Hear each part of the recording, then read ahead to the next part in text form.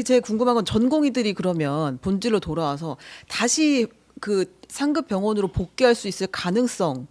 지금 우리의 체계를 유지하려면 결국에 전공의들이 돌아와야 된다는 거 아니에요?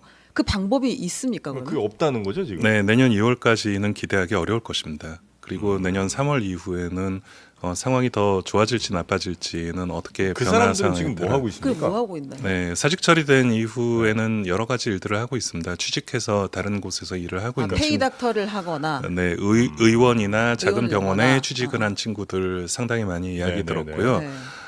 또 외국에 가려고 준비하고 있는 친구들도 상당히 많이 알고 외국에 있고요. 간다고요? 네네. 그리고 아예 의협과 떨어져서 무슨 취직 배달을 하거나 뭐 이제 다른 배달이요? 네, 아예 다른 일들을 하고 있는 친구들도 이야기를 많이 듣고 있습니다. 근데 그거는 이제 앞으로 난 정말 배달을 계속 해야지라는 생각은 아마 아니실 거고 어떤 상황을 기다리는 거겠죠? 아마도 뭐 다른 생각들이 있겠죠. 뭐 경제적으로 어려움도 있었을 테고 뭐 여러 가지 본인의 이유들은 다 되게 다양합니다. 그럼 전공의에게 더 이상의 인센티브는 없는 거예요. 나라가 줄 수 있는 돌아올 만한 이런 계기는. 답답한 게 뭐냐면요.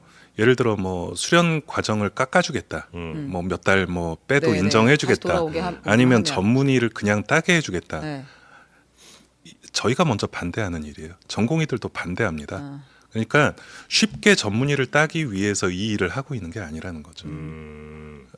의과대학 학생들도 마찬가지입니다. 1년 올려주겠다. 그거 바라고 있는 의대생들 아무도 없어요. 올라가면 더 큰 문제입니다. 이걸 배우지 않고 다음 걸 배울 수가 없는 구조이거든요. 네, 전공의도 마찬가지입니다. 이거 하지 않고 다음 거를 할 수가 없거든요. 실력이 부족한 전문의가 된들, 전문의 자격증을 딴들 아무런 의미가 없습니다. 그것은 네, 코로나 때도 한번 그런 일이 있었어요. 코로나 때 전문의 시험 면제해 줄 테니 코로나 병원 가서 일해라.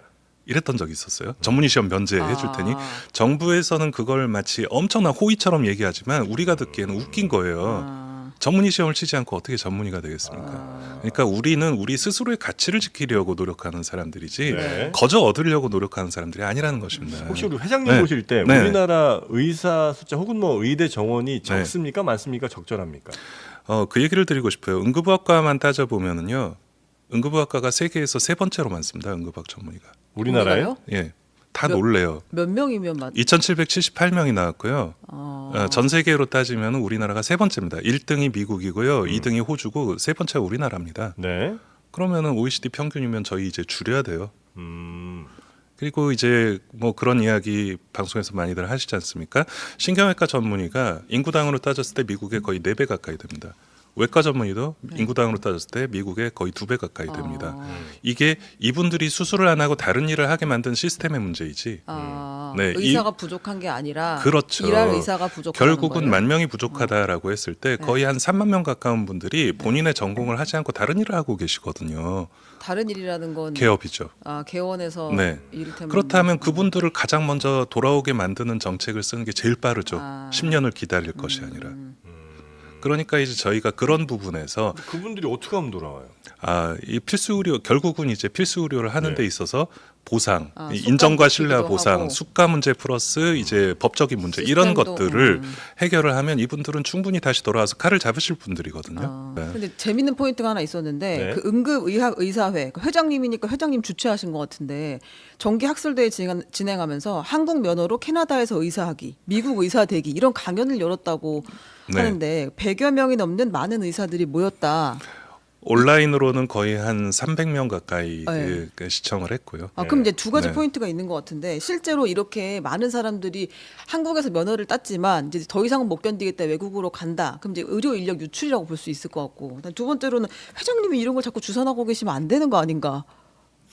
아니 해외 취업 주선이잖아요 이건 지금. 그 기자회견 했다가 뭐 이렇게 댓글에서 좀 많이 좀 그래요? 네, 비판을 그런 많이 이야기들을 받으셨나요? 좀 들었습니다. 네. 첫째는 지금 많은 젊은 친구들이 네. 미래에 대해서 고민을 하는 거예요.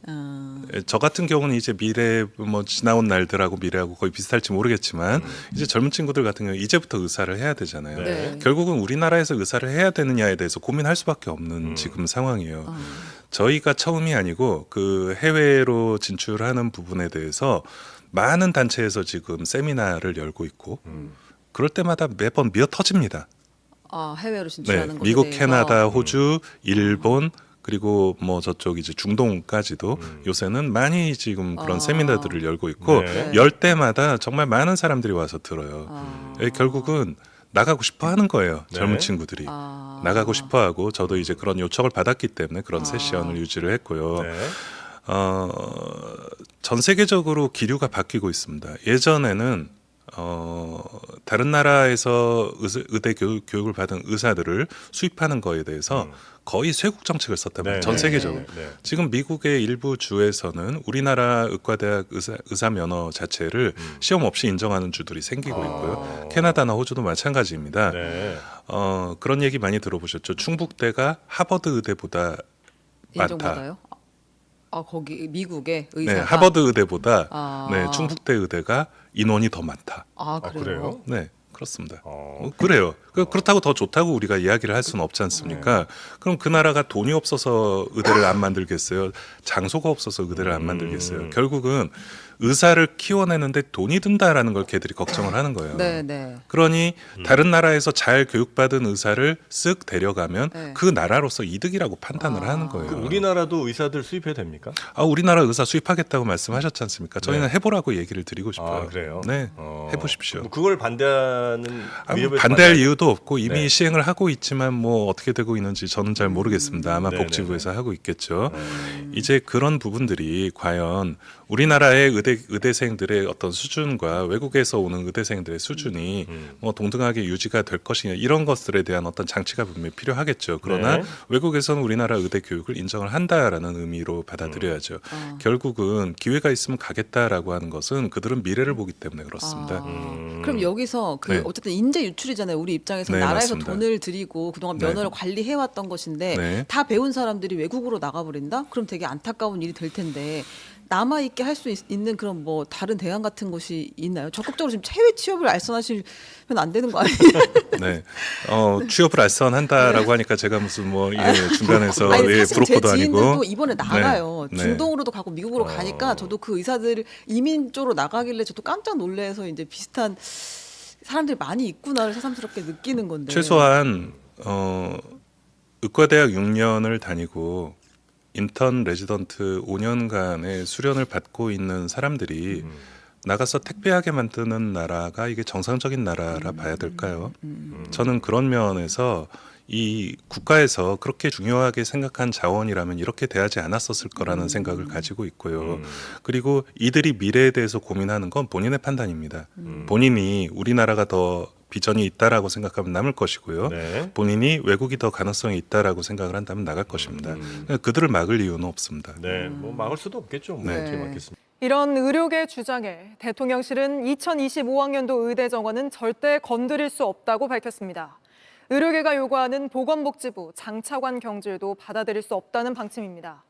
그러면서 이 정부 역시 의사들을 협상 테이블로 불러내기 위한 유인책은 전혀 내놓지 못하고 있는 거 아니냐는 지적이 나오는데 이 소식은 강희연 기자가 전합니다. 대통령실은 의료계의 여야의정 협의체 참여를 다시 한번 촉구했습니다.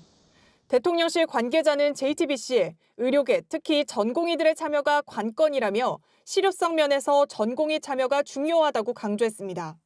하지만 의료계가 전제 조건으로 내건 2025학년도 의대 증원 계획 백지화는 받을 수 없음을 분명히 했습니다. 또 다른 대통령실 관계자는 오늘부터 2025학년도 수시 접수가 시작됐다며 현실적으로 증원 계획 유예는 불가능하다고 밝혔습니다. 또 의료계가 지속적으로 요구하고 있는 복지부 조규용 장관과 박미수 제2차관에 대한 경질도 인사권은 대통령 고유 권한이라고 못 박았습니다.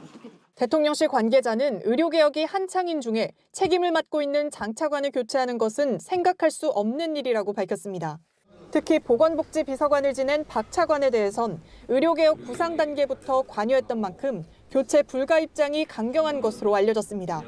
하지만 여당 내부에서조차 새 판을 짜야 한다는 주장이 나오고 있는 상황에서 정부의 유연성도 크게 부족하다는 지적이 나옵니다. 대통령실이 여야의정 협의체를 수용할 시점 역시 25학년도 수시 모집 시작 직전이어서 의료계의 퇴로를 막은 거란 해석이 나옵니다. 결국 대통령실이 대화의 장으로 나오라며 의료계의 참여를 강하게 요구하고 있지만 이들을 협상 테이블로 이끌어낼 유인책은 사실상 하나도 내놓지 않고 있다는 겁니다. JTBC 강연입니다.